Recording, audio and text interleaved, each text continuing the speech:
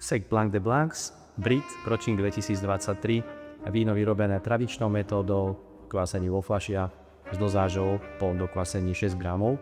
V jeho krásnom perlení vidieť opäť veľmi intenzívne uvoľňovanie bubliek, drobných bubliek oxidu uhličitého, krásna slanovo-žltá, vždy zlatistá farba a v nose nádherná vôňa medovného plástu, suchých exotických ovocí, z tóny citrusov, ananásu a manga.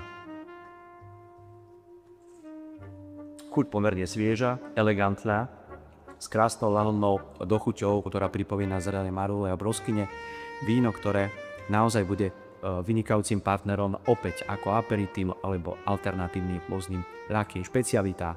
Toto víno sa označuje Blanc de Blancs, čiže biele z bieleho, po francúzsky a po slovensky je to v preklade víno vyrobené z odrody Chardonnay.